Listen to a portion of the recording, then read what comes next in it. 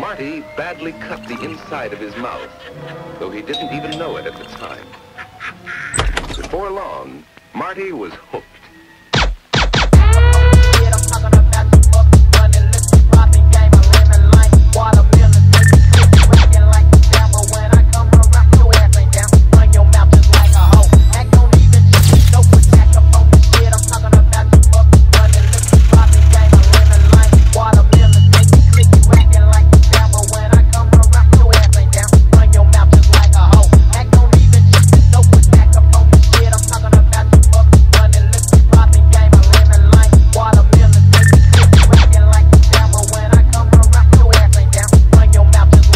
Ha do'stlar, butun dunyo elektrifikatsiya bo'lib turgan bir zamonda, hamma narsamiz elektr tokiga o'tib ketayotgan bir paytda, mana endi mashinalar ham o'sha elektrichеский.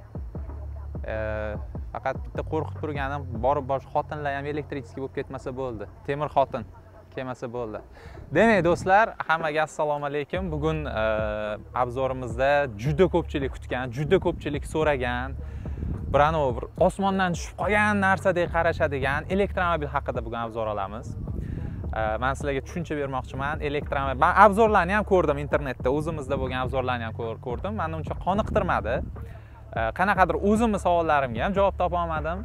Shunga men sizlarga bir yana ham qiziqarliroq qilib obzor olishga qaror qildim. Shu uchun bir yaqin akamizdan elektromobillarni olib turdik. Bugungi blogimiz ozgina farq qiladi boshqa bloglarimizdan. Sababi, bungacha biz doim benzin motorli, обычный motorli mashinalarni qilyotgandik. Uni hammamiz bilamiz. Benzin motor nimaligini, qanaqa yurishini bilamiz. Elektromotor haqida, elektromobil haqida bizda juda ham mavhumlik, xuddi bir osmondan tushib qolgan narsa deydi. Shu uchun bizga kim kerak?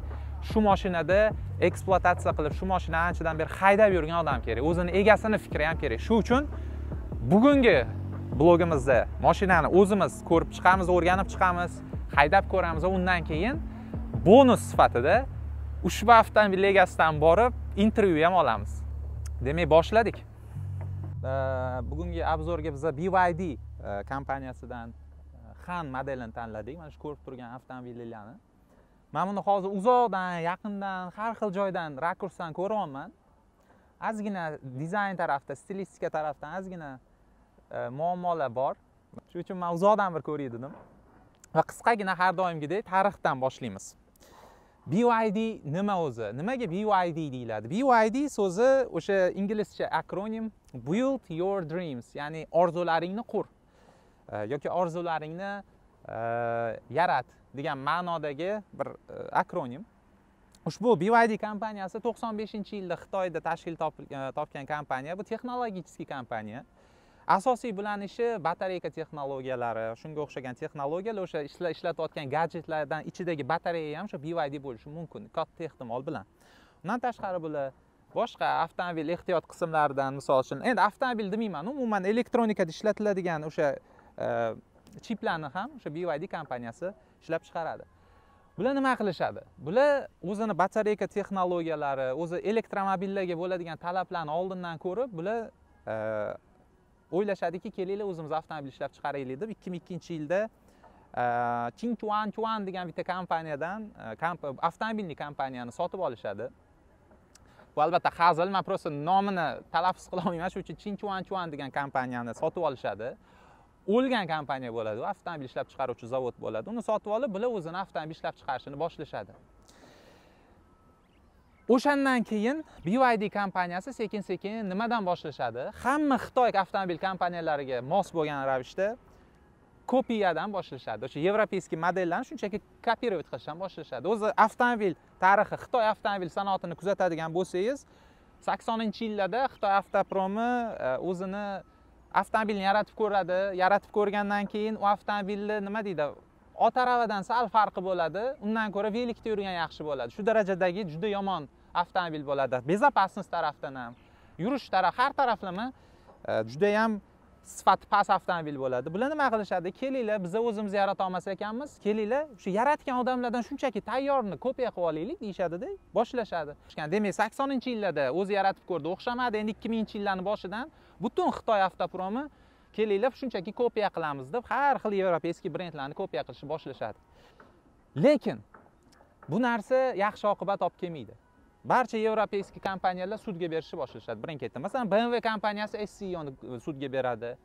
Land Rover kompaniyasi Range Rover Evoque modelini kopiya qilgani uchun sudga beradi. Shunday qilib sud ishlaridan keyin Xitoy o'ylaydi, to'xta deydi.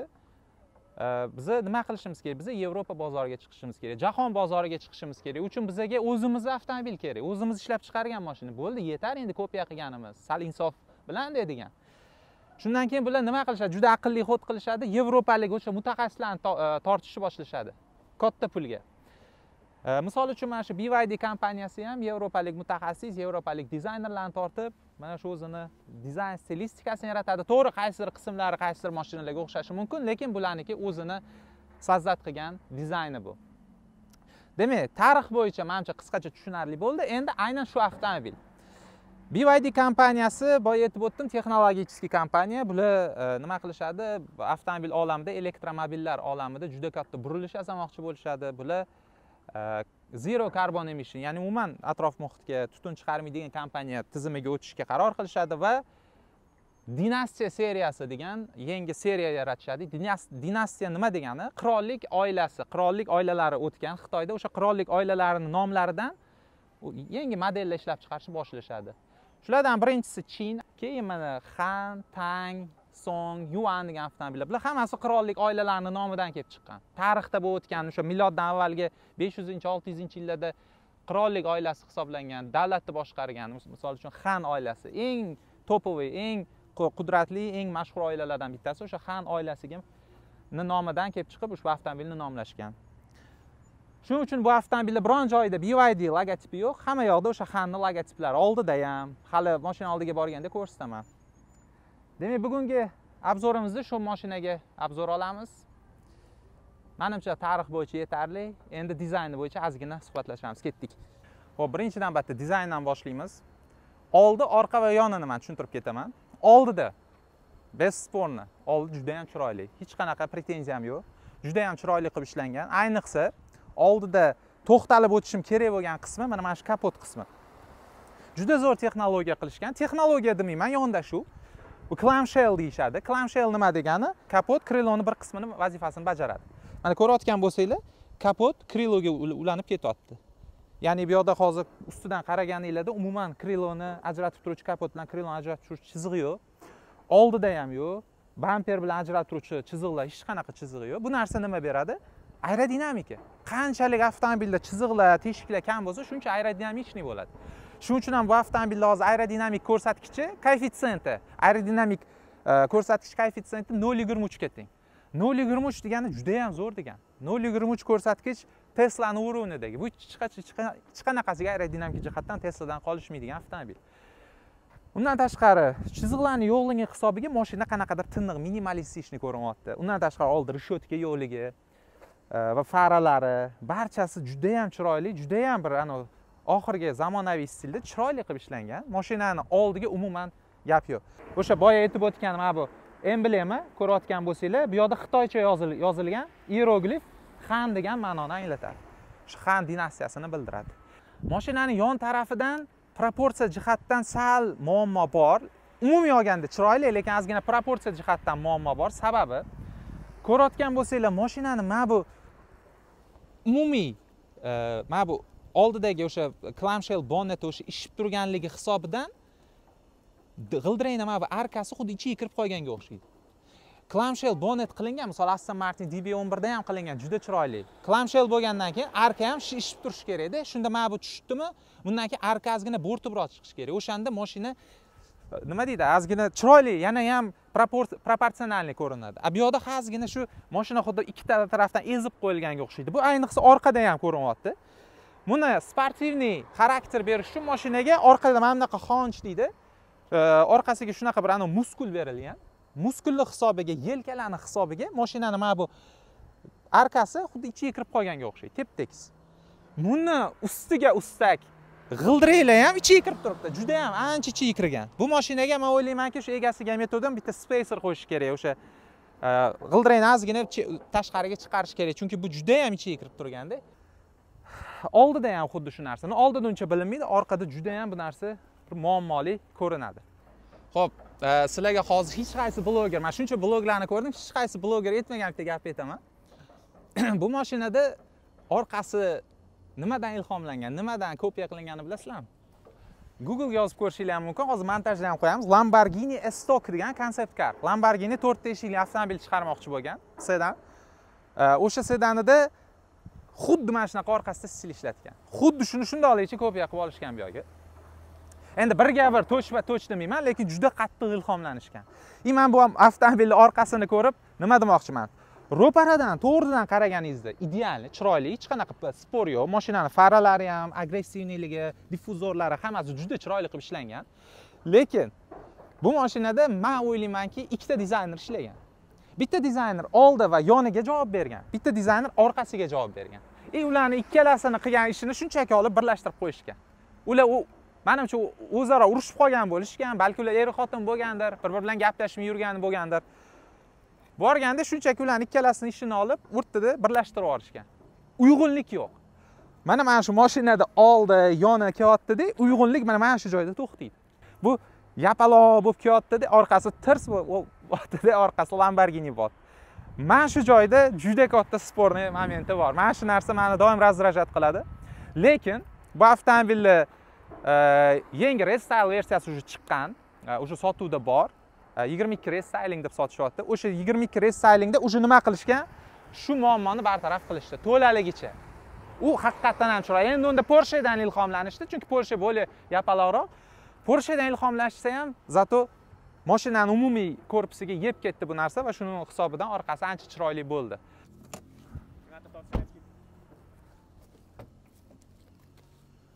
Qoyil. Hozir ekspluatatsiya paytida shuni ko'rdim. O'tgan safar BMWni obzorini ko'rgan bo'lsanglar bilasizlar, ko'rmagan bo'lsanglar hozir kirib ko'ringlar. Men aytdim, BMWda juda zo'r ishlatilgan texnologiya решение, mana bu kapotda tilchasini qidirib yurmaysiz. 2 marta tortsangiz shunda ochiladi. Xuddi shu narsa BYDda ishlatildi. Elektromobil deganda oydan tushgan mashina deb o'ylaydiganlarga men mashinani kapotini ochib, polni tushuntirib bermoqchiman. Siz haydab yurgan benzin motorli avtomobilingiz bilan elektromotorda ikkalasi bir xil, identichniy. Siz haydab yurgan benzin motorda ham o'sha tormoz jitkisi bor, tormoz suyuqligi bor, antifriz bor, akkumulyator bor, shu amortizator chashkalari, mana bu rasporka o'rtada, blok upravlения, o'sha blok asosiy elektrический blogimiz shu yerda joylashgan, konditsioner tizimi, hamma narsa bor. Farqi nima? Mana kelib ko'ringlar. Mana bu elektromotor. Bitta farqi shu. Elektromotor bo'lgani uchun mana bunaqa katta voltajli nima o'tgan. Endi mana bu yoqda invertor turadi. Motor. Boshqa narsa yo'q. Ko'rayotgan bo'lsanglar, hamma narsa bir xil. O'sha tormozdan tortib, hamma narsa bir xil. Hattoki mana ko'rishinglar mumkin. Bunda ham uzatmalar qutisi bor. Faqat bitta peredachali uzatmalar qutisi, lekin bunda bor. Hamma narsasi bir xil. Bu yoqda hech qanaqa bir aql bovar qilmaydigan hech narsa yo'q.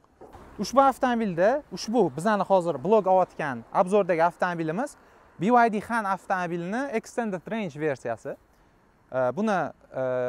Bundan topoviy pozitsiyasi ham bor. Bu topdan bitta oldingi pozitsiya hisoblanadi. Top pozitsiyadan buni farqi, top pozitsiyada ikkita motor turadi. Oldida bitta motor, ikkita g'ildiragi, orqada bitta motor, orqa ikkita g'ildiragi. Bunda oldida faqat motor. Demak, bu avtomobilimiz hozir bitta motorli 217 ot kuchini beradi. Agar buni ikkita motorli, orqada ham motori bo'lganda, buni summarniy mashinasi taxminan 485 ot kuch atrofida bo'ladi va 0 dan 3.9 sekundda chiqadi. Bu juda ham zo'r. Lekin bu avtomobilimiz 7.9 sekundda chiqadi bitta motor bo'lgani uchun. Yuk katta, yuk og'ir, 2 tonna taxminan va bitta motor 2 tonna uchun 217 ot kuchi, unaqa katta pagoda, juda katta performans kutib bo'lmaydi. Sidinalarning tagida umumiy mana shu yerda katta litiy-ion oilasiga mansub litiy fosfat, litiy ferrum fosfat texnologiyasi, ya'ni litiy metal, litiy temir va fosfat joylashtirilgan. Bu batareya texnologiya LFP deb qisqartirib aytiladi. LFP texnologiyadagi ushbu batareyani yaxshi tarafi bezopasnosti. BYD kompaniyasining ustunliklaridan bitta narsasi mana shu LFP texnologiyada juda katta bo'lib burilish yasashgan. Ya'ni nima qilishgan? Aynan ushbu avtomobilda birinchilardan bo'lib BYD Blade degan yangi texnologiyani bular joriy etishgan. BYD Blade nima? Oldingi batareyalar, masalan Tesla'ning batareykalarini ko'radigan bo'lsangiz, qanaqa?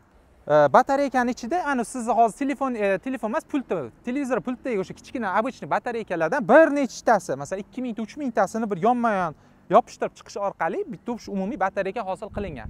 Lekin BYD avtomobilda unaqa emas. BYDda sal boshqacha. BYDda blade deydi. Blade degani bu xanjar desa bo'ladi, xanjar. Ya'ni o'sha pichoq yoki xanjar stilida mana shunaqa ingichka uzun, как plastinaga o'xshagan batareyalar, uzun batareyalar, o'shalarni yonmachasiga mana bunaqa tergan. Xuddi ustidan qaraganingizda ko'rinishi radiatorga o'xshab ketadi.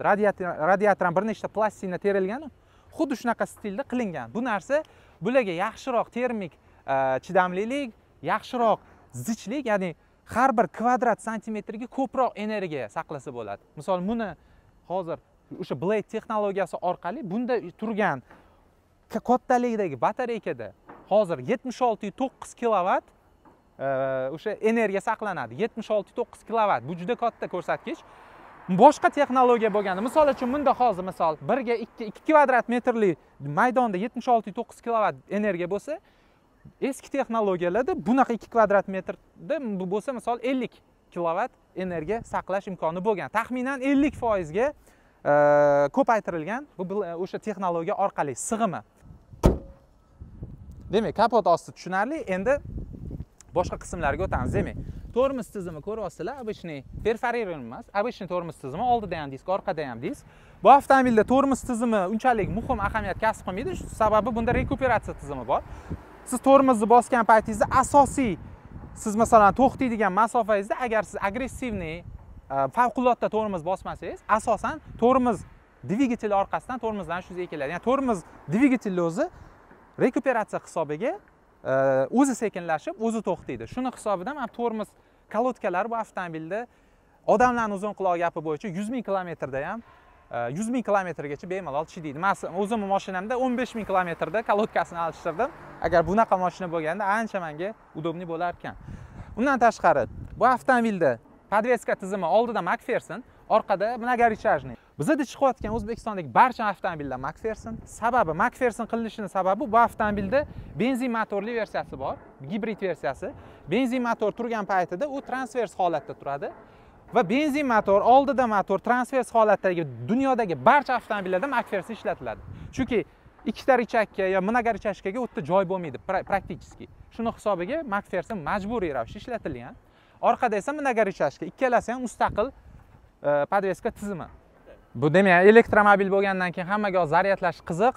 Bu avtomobilda ikkita lyuchok bor. Bu yoqda va narigi tarafda. Bu tarafida o'sha tez bыстрый zaryadka tizimi, 200 amper 750 volt kuchlanishda tok berib buni tezroq to'ldirish imkoni bor. Ya'ni maksimal holatida bu avtomobilni 30% dan 80% ga taxminan 25 sekundda to'ldirish mumkin.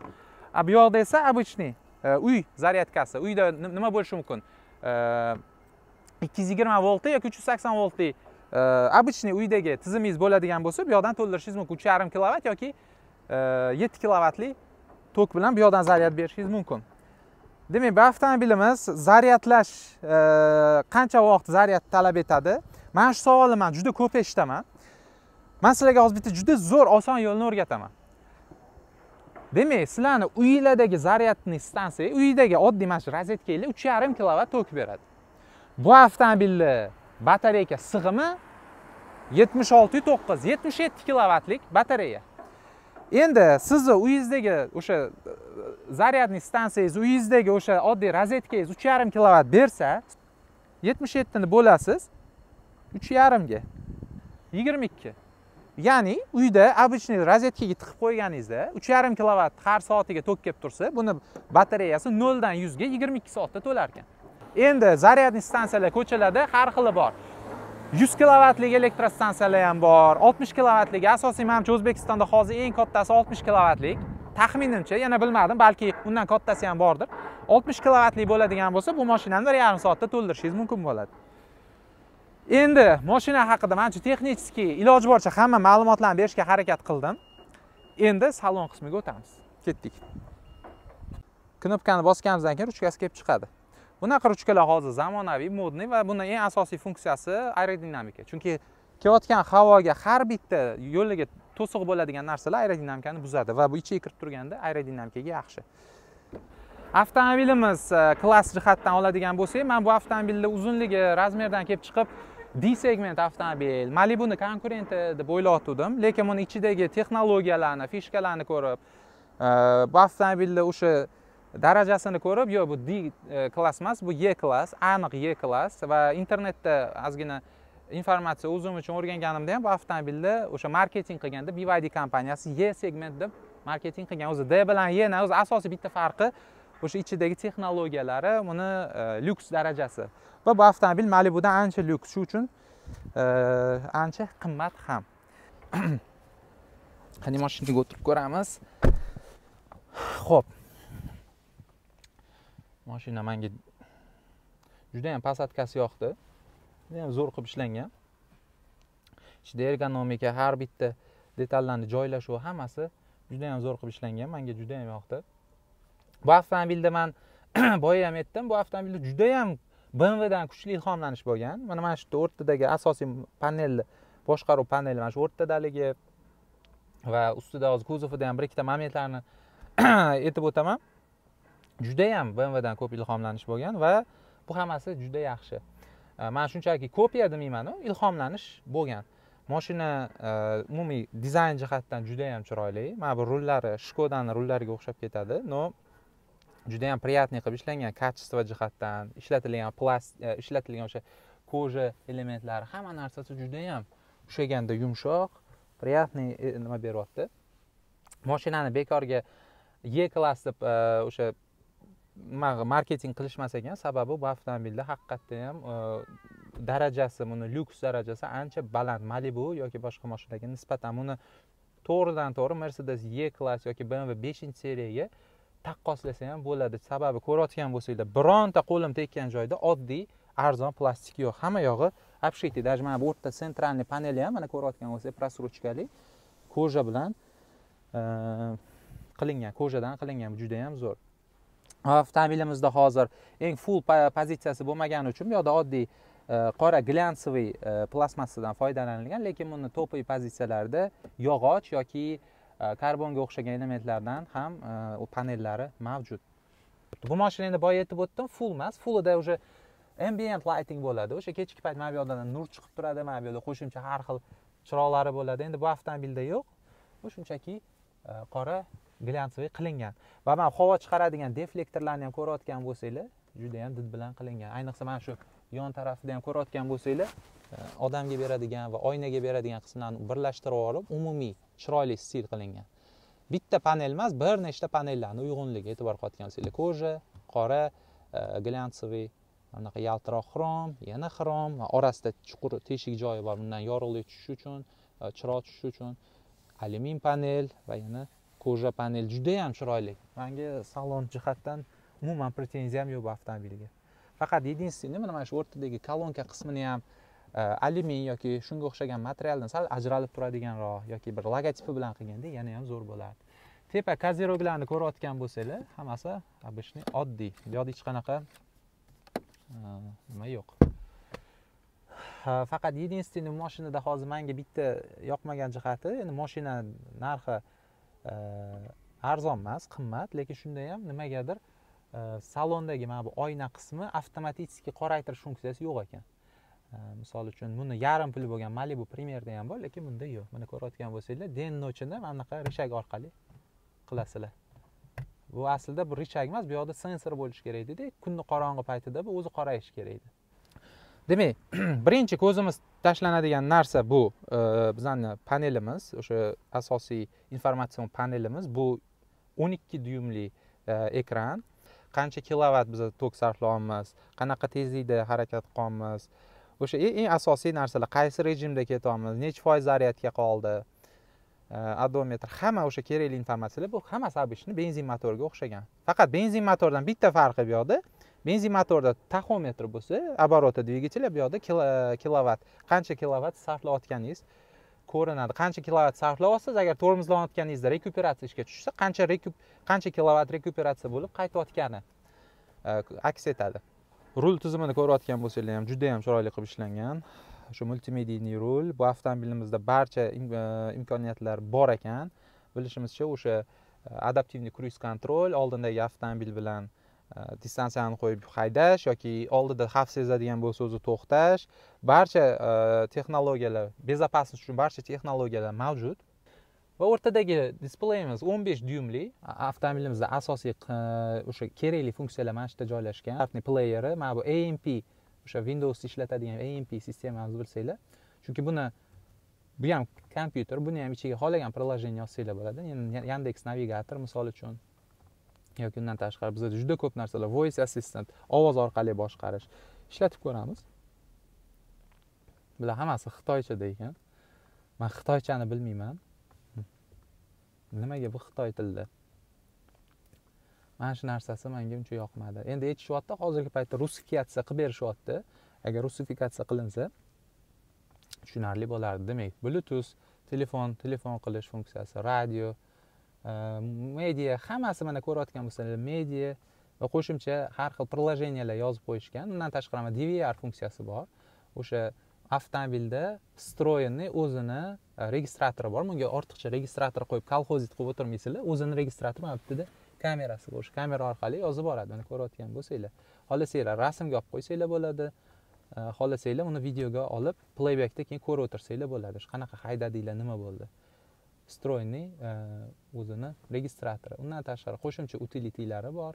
Masalan, bu narsa skachat qilib olishingiz mumkin, internetga ulab, как planshet sifatida foydalanishingiz mumkin. Ob-havoni ko'rishingiz mumkin. Mana kamerasi bor ekan. Mana kamerada biz hozir selfiga tushamiz. Va mana bu kameramizni ochganimizda mana bizlarni hozir ko'rib turibsizlar. Qanaqa o'tirganimizni. Demak, rasmga olishimiz mumkin bo'ladi. Undan tashqari bizda mana albomlarimiz bor. Albomda o'sha kerakli o'zimizga yoqqan rasmlarni saqlanib qo'yishimiz mumkin. TikTok ko'rishimiz mumkin.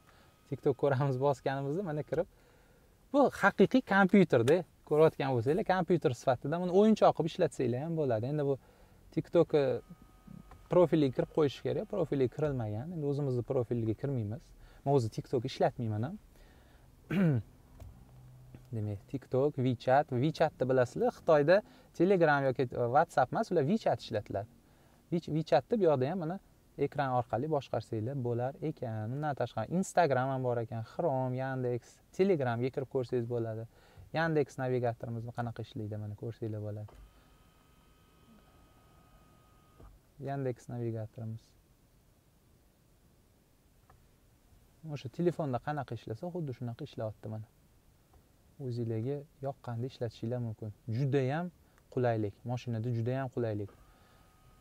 Menga juda ham yoqdi. Buni mashina sizlarni zeriktirmas ekan. Xohlagan narsalarni ko'rib o'tirishingiz bo'lar ekan yoki AMP ga kirib turib o'zingizga yoqqan muzikani tanlab ko'rishingiz mumkin. Mana audio tizimini ko'rishingiz mumkin.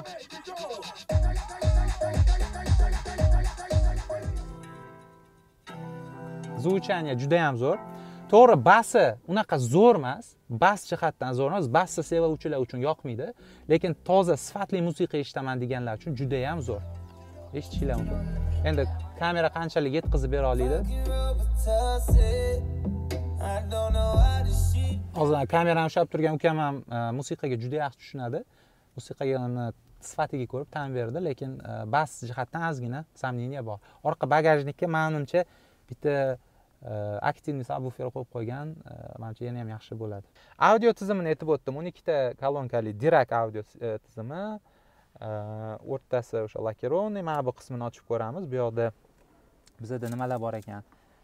Zaryadka qilish uchun 2 ta USB portimiz bor va telefon qo'yib qo'yishimiz uchun bu yerda qo'shimcha konsol va 2 ta podstakannik. Demak, o'rtada asosiy mana boshqaruv panelimiz. Bu yoqda nimalar bor? Bu yoqda avarinkamiz. Avtomobilda o'sha lane keeping assist, ya'ni polosani ichida mashinani ushlab yuradigan tizimini bosib qo'ysangiz, shu ikkita polosa agar ko'rinadigan bo'lsa, bizdan endi O'zbekistonda bu narsa yaxshi ishlamaydi. Ko'p joyda polosalar o'chib ketgan. Polosa bo'lmagan holatda mashina har yoqqa ketib qoladi, opasniy bu. Undan keyingi narsa elektron stabilizatsion sistemasi bor. Uni o'chirib yoqish, mashinani o'sha uni texnik blogimda gapirib berganman. Keyin bizda auto hold funksiyamiz bor. O'sha buni ham oldingi videolarimizda aytib berganman. Mashinani tormozni bosmasangiz ham mashinani o'zi ushlab turadi avtomobil. Xo'p, undan tashqari avtomobilimizda mana multimedia tizimini ovozini ko'tarib tushiradigan va bundan keyin mana bu 3 ta knopkalarimiz bizda iqlim nazoratiga javob beradigan funksiyalarimiz. Buni yoqib o'sha iqlim nazoratini ishga tushirishimiz ventilyatsiyani yoki oynani eritish, labovoy yoki orqa oynalarni eritish funksiyalarini ishga tushirishimiz mumkin. Undan tashqari haydash rejimlarimiz bor bizda. Eko rejimimiz yoki sport rejimini tanlashimiz mumkin. Undan tashqari bizda mana qishki rejimlarda qishda mashinani sirpanishdan saqlovchi winter rejimimiz bor. Xo'p. Endi bu yoqqa o'tadigan bo'lsak, o'rtadagi bar yaxshi, kattagina, juda ham qulay qilib ishlangan. Xo'p, anchagina qulay, kattagina. Mana bu qismida esa Qi standarti bo'yicha беспроводной zaryadkamiz bu yoqda ekan. Misol telefonni agar qo'yadigan bo'lsanglar ham juda ham удобный. Yana nima deyishimiz mumkin? Demak, avtomobilning patolog barcha qismlari avtotikandan, qora avtotikandan qilingan, juda ham приятный. Tepa qismini ko'radigan bo'lsanglar, bu yoqda bizda nimalar bor ekan? Demak, asosiy mana bu ikkita knopkaga e'tibor bermaysizlar. Bu O'zbekistonda ishlamaydi. O'tgan safar BMWda ham ko'rsatdim. Bu favqulodda yordam berish funksiyalari. Bizda favqulodda vaziyatlar vazirligi ulanmagan, SOS funksiyalarimiz bor. Undan tashqari bizda mana bu lyuk, katta panoramli lyukimizni ochib yopadigan knopkalarimiz bor. Misol, mana bunisi pardasini ochib yopadi. Ko'rishinglar mumkin. Malibunikidan ancha katta. Va mana bu knopkasi bu vent rejimida yoki yana bosadigan bo'lsak, umuman bizani tomimizni ochadi. Demak, buni yopib qo'yamiz. Endi undan tashqari bizda mana bu ichki yorituvchi chiroqlari buni sensorli qilib ishlangan ekan, e'tibor qilgan bo'lsanglar. Bundoq qilsanglar o'chadi, bundoq qilsanglar yonadi. Sensorli. Juda ham zo'r qilib ishlangan va bu yoqda ochechnik, ochki qo'yib qo'yish uchun va buni ichi ham maxsus material bilan qoplangan. O'sha har xil ovoz chiqarmasligi uchun mashinada shum izolyatsiya taraf, boshqa taraflar juda yaxshi o'ylangan ekan. Asosiy mana avtomobildan obzor haydaganinglarda taxminan mana shunaqa holatda bo'ladi. Faqat bu yoqda bitta kamchiligini menga o'sha egasidan gaplashganimda aytib o'tdilar. Mana shu ko'rayotgan bo'lsanglar, orqasidagi dizayn elementi, orqasi e'tibor qilgan bo'lsanglar, yelkalari bor mashinaning orqasida. O'sha yelkalarning hisobiga ozgina vidimizga, orqadagi avtomobilni ko'rish uchun vidimizga ozgina ta'sir qiladi. Bu yana bitta asosiy qismi shum izolyatsiyasi. To'g'ri, bunda dvigatel yo'q. Dvigatel yo'qligi hisobiga tashqaridan barcha ovozlar shunchaki to'g'ridan-to'g'ri kirib kelishi ehtimoli katta, lekin bu mashinada maksimalniy harakat qilishgan shum izolyatsiyani zo'r qilishga. Va misol, oddiy misol, mana bu oynalarni ham ko'rayotgan bo'lsanglar, 2 qavatli oyna. Mana bu oyna 2 qavat. 2 qavatli oyna bir-biriga nima qilingan, yopishtirilgan. Bu shuni hisobiga ham tashqaridan kirayotgan ovozni ancha to'syapti. Mana yopgandan keyin umuman deyarli ovoz yo'q tashqaridan kirayotgan. To'g'ri, yomg'irli paytda, boshqa paytida yoki toshloq yo'llarda yurganda o'sha arkalardan ovoz kirish ehtimoli bor. Chunki bu avtomobilda dvigatel yo'q, motor yo'q, motor ishlab, motori ovozini detsibeli, tashqaridan kirayotgan ovoz detsibellarini bir-birini yeb ketish ehtimoli yo'q. To'g'ridan-to'g'ri kiradi, lekin har doim emas. Mashinani shum izolyatsiyasiga meni umuman pretenziyam yo'q, juda ham zo'r qilingan ekan. Endi orqa tarafiga o'tib ko'ramiz. Ketdik. Xo'p, ko'ryapsizlar, G segmentga xos bo'lgan mana bunaqa stavkalar juda ham zo'r turibdi. Mana podstakanligimiz ham shunchaki teshik emas, ochilib yopiladigan qilib ishlangan, juda ham zo'r, menga yoqdi. Va o'rtada uzun elementlarni tashish uchun qo'shimcha eshik bor. Masalan, uzunroq qanaqadir narsani tashiyman desangiz, shu o'rtada olib ketishingiz mumkin. Uni ham ichida qo'shimcha bardachogimiz bor ekan. O'zini simlari bilan buni yopib ochishimiz mumkin. Undan tashqari, demak, bu avtomobilimiz bizda shu boya aytib o'tganimdek full komplektatsiya emas. Full bo'lmagani uchun bu yerda hozir orqada klimat kontrol, alohida iqlim nazorat funksiyasi yo'q. O'sha oldinda belgilangani orqaga ham o'sha havo kelaveradi. Shuning uchun bu joyda pult upravleniya yo'q, shunchaki teshik, o'sha bu narsa solib qo'yish uchun telefon yoki boshqa elementlarni solib qo'yish uchun qilingan. Orqada ham oldinda ishlatilgan o'sha qimmat materiallar hammasi ishlatilgan. Yaxshi koja zaminитель, alyuminga o'xshagan mana bunaqa vstavkalar qilingan. O'sha Dirac audio tizimlari va yana bitta e'tiborli jihati, mana bu orqada karmashkamiz ham maxsus plastmassadan qilingan. Juda ham zo'r. Usti uni ham qoplangan. Oddiy plastmassadan usti koja bilan qoplangan. Bu narsa ham lyuks darajasini avtomobilni ko'rsatib turibdi. Mana ko'rayotgan bo'lsanglar, juda ham zo'r, oddiy latta emas. Hop, avtomobilda endi arzon material ishlatilmagan demayman, ishlatilgan, lekin ko'z ko'rmaydigan, qo'l tegmaydigan joylar asosiy mana bunaqa joylari. Oddiy plastmassa yoki mana bunaqa joylarida, eshikning chetlarida ishlatilgan, lekin bu narsa bu hech qanaqa nima deydi, asosiy qo'lingiz tegmasa, u uncha katta ahamiyat kasb etmaydi. Demak, ruchkalarimiz, airbaglarimiz. Demak, bu avtomobilda 11 ta airbag, ya'ni havo yostiqchalarimiz bor. 11 ta. Bu juda ham zo'r. O'sha oldida 2 ta sidiniyalarimizda bor. Mana bu stoykada, oldi stoykada, orqa stoykada barcha umumiy avtomobilni o'rab turadi. Va orqa o'sha bosh qo'yadigan headrestlarimizda ham o'sha Han emblemasi urilgan ekan. Bu avtomobilni lyuks darajasini ko'rsatuvchi yana bitta elementlardan bittasi, ko'rsanglar, mana bu oldindagi sidiniyani orqadan turib boshqarish mumkin. Bu nimaga qilingan? Lyuks avtomobillarda asosan egasi orqa o'rindiqda o'tiradi. Orqa o'rindiqda o'tirgandan keyin oldindagi sidiniyani boshqarish huquqiga ega bo'lish kerak. Chunki mashinaning egasi bu bo'lgandan keyin xohlagan ishini qilishga huquqi bo'lishi kerak. Shuning uchun mana boshqaruv panellari bu avtomobilda orqada ham bor. Demak, bu avtomobilni bagajligini agar ochib ko'radigan bo'lsak, uni pult yordamida yoki mana bu yerda joylashgan maxsus knopka yordamida ochib yopishimiz mumkin. Elektroprivodda E segmentiga xos bo'lgan fishkalarda. Xo'p, e'tibor qilayotgan bo'lsanglar, har bitta elementi nima qilingan? O'sha obshivka qilingan, даже o'sha oyoqlari ham, polni panellari, hamma narsasi obshiti. Bu yoqda o'sha uchburchagimiz bu yoqda joylashgan. Va bagaj ichini agar ko'radigan bo'lsak, kattagina, ichida maxsus buyumlar uchun mana bunaqa sechishni joylarimiz bor. Polni tagini ko'tarib ko'radigan bo'lsak, mana ko'rishinglar mumkin. Va avtomobil elektromobil bo'lgani uchun, tek qismida o'sha batareyka bo'lgani uchun va avtomobilni endi vesini iloji boricha kamaytirish uchun, chunki elektromobilda ves katta bo'ladi, iloji boricha kamaytirish uchun dakatkadan o'sha orqadagi qo'shimcha g'ildirakdan voz kechilgan va uning o'rniga mana shu g'ildirak shishiradigan qo'yilgan. Временni shishirib turib, siz eng yaqin ustaxonagacha yetib olishingiz mumkin bo'ladi. Demak, asosiy mana bu qismlari, tepa qismlari ham mana ko'rishinglar mumkin, полностью obshivka qilingan. Bunaqa решение bilasizlarmi? BMW 5-seriya yoki Mercedes E-Class ochsanglar ham bunaqa решение yo'q. Mana shu joylar obshivka qilinmagan. Lekin bu avtomobilda qilingan. Menga shunaqa melochlari, juda ham приятный melochlari menga juda ham avtomobilda yoqdi. Demak, men mashina bo'yicha qo'ldan kelgancha umumiy tushuncha berishga harakat qildim. Endi hozir biz bitta haydab ko'ramiz va undan keyin mashinani egalarini oldiga yo'l olamiz va ular bilan ozgina suhbatlashamiz. Suhbatimiz ham juda qiziq bo'ladi. Bu hozir bizani bu blogimiz 2 qismdan iborat bo'ladi. Birinchi qismida asosiy bizani o'zimiz fikrimiz bo'lsa, ikkinchi qismida asosiy biz urg'uni egasini fikriga bag'ishlaymiz.